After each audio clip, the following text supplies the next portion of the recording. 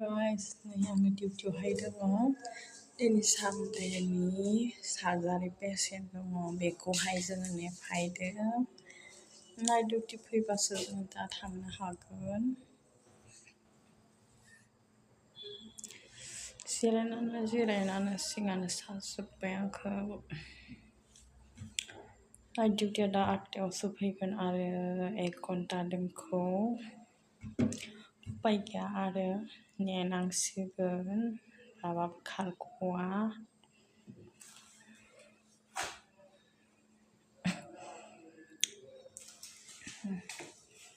नैबेयो baby दोनग्रा, baby वार्मार नैबेयो।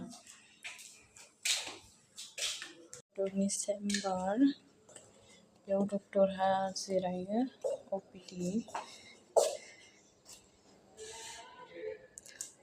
नै बैथिंजाय OPD काउन्टाराबो बैथिंजाय।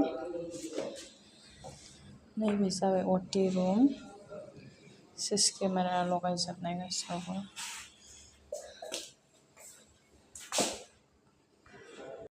आङो डिउटियावहाय दोङो, डिउटियाव थानानै अफिस रुमनि थाखाय फिलाप खालामखाना दोनदों। खालामना लाखाबासो मोजां जायो, नङाब्ला उनाव थारा हास्लाबा जायो। बेखायनो जोङो खालामनानै लाग्रोखायो।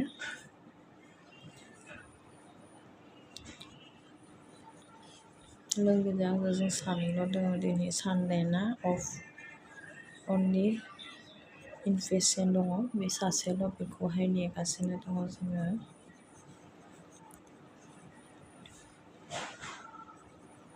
लोगोआ एसे लोमजानायखाय बेयो उन्दुनानै दंहैयो।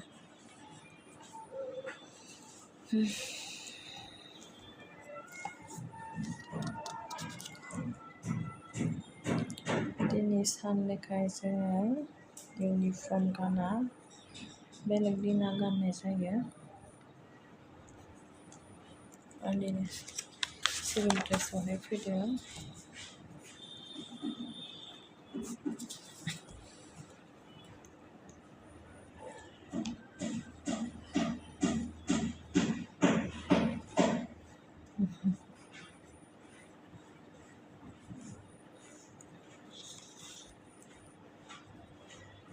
बिदिनोसै आरो जोंनिया डिउटिया। दा मोनानि डिउटिखौ फैबासो थांनो मोनगोन। 8टासिम थानो गोनां जायो, बिसोर सफैबासो जों थांनो मोनगोन।